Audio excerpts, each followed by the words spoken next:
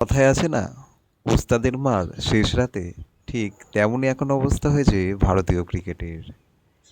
একসময় টিম ইন্ডিয়ার ক্যাপ্টেন ছিল MS ধোনি, যে কিনা ম্যাচ বা সিরিজ হারার পর সেই দায়টা নিজের কাঁধে নিত। কিন্তু এই মুহূর্তে গম্ভীর কিন্তু একদমই সেরকম নয়।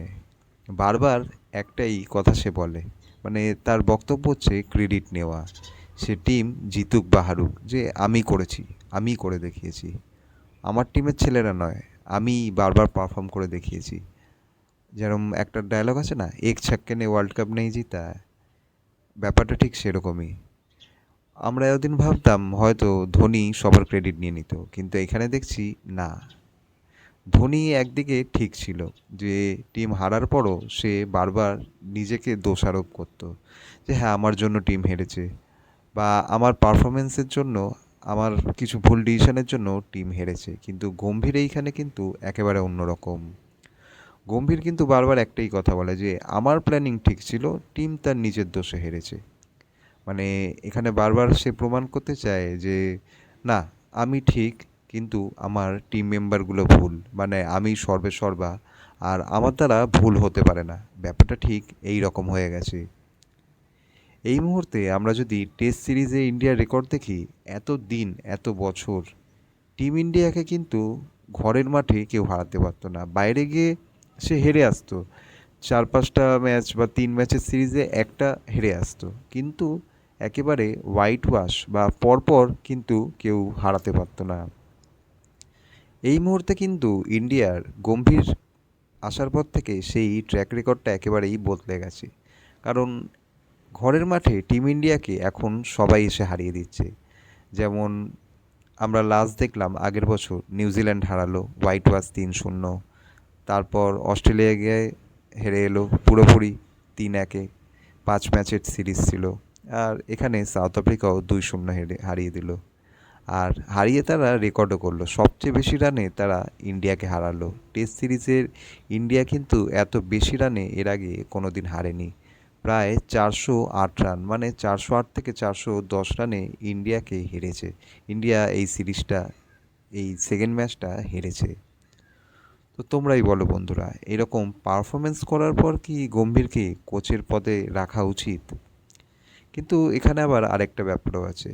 গম্ভীরকে যখন এই প্রশ্নটা মিডিয়ার তরফ থেকে করা হয়, গম্ভীর একটাই কথা বলে যে আমার মতো এই কোচই কিন্তু টিম ইন্ডিয়াকে এশিয়া কাপ এনে দিয়েছে, টিম ইন্ডিয়াকে চ্যাম্পিয়ন্স ট্রফি এনে দিয়েছে।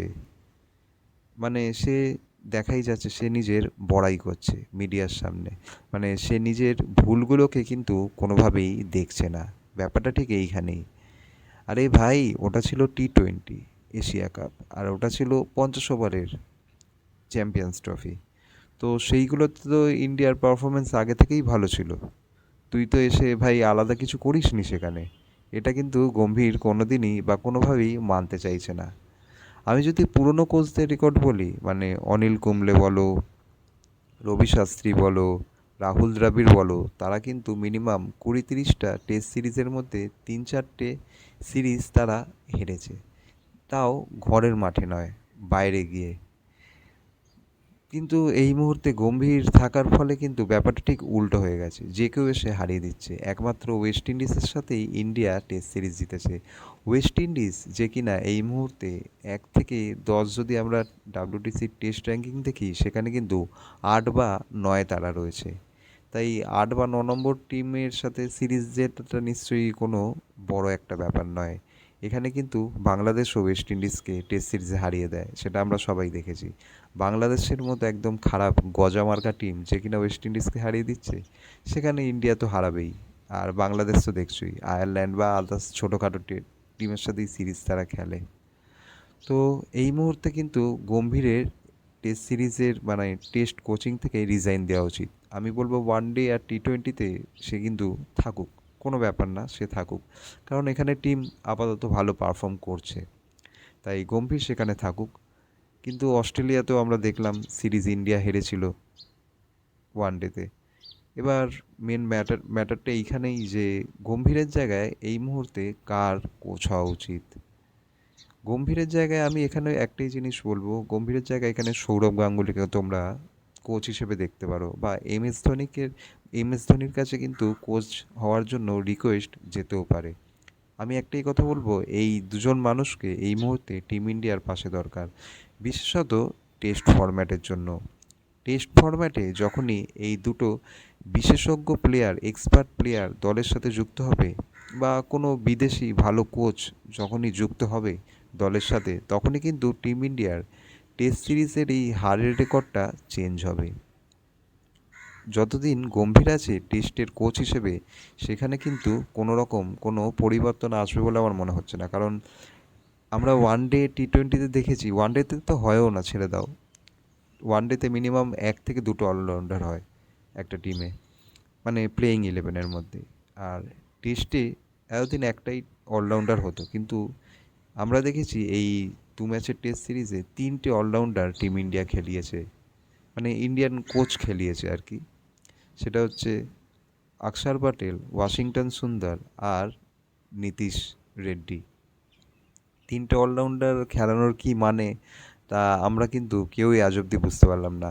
অস্ট্রেলিয়ার মতো টিমও, তাদের অ্যাসেস চলছে, তারাও কিন্তু একসাথে 3টে অলরাউন্ডারকে কিন্তু খেলাচ্ছে না।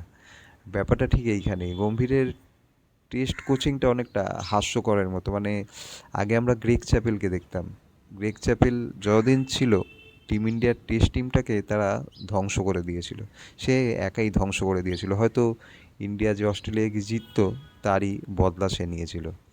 কিন্তু এখানে গম্ভীর ইন্ডিয়ান প্লেয়ার হয়ে ইন্ডিয়ার টেস্ট টিমের সাথে যে কী কোচিং করছে তা কিন্তু ধরাছোঁয়ার বাইরে, বা তা বোঝাও যাচ্ছে না এই মুহূর্তে। কিন্তু টেস্টের জন্য MS ধোনি বা সৌরভ গাঙ্গুলির মতো প্লেয়ারদেরই দরকার টেস্ট দলের কোচ হিসেবে। তো বন্ধুরা, তোমাদের কি মতামত এই বিষয়ে তোমরা কিন্তু অবশ্যই কমেন্টে জানাও। আর ভিডিওটা ভালো লাগলে কিন্তু চ্যানেলটাকে অবশ্যই সাবস্ক্রাইব করে রেখো। আর অবশ্যই ভিডিওটা ইনফরমেটিভ মনে হলে সবার সাথে শেয়ার করো, আর ভিডিওটাকে অবশ্যই একটা লাইক করো। দেখা হবে আবারও পরবর্তী ভিডিওতে। আর তোমাদের কমেন্টের অপেক্ষায় কিন্তু আমি রইলাম। অবশ্যই তোমরা কমেন্টে জানিও যে টিম ইন্ডিয়ার এই মুহূর্তে কী করা উচিত।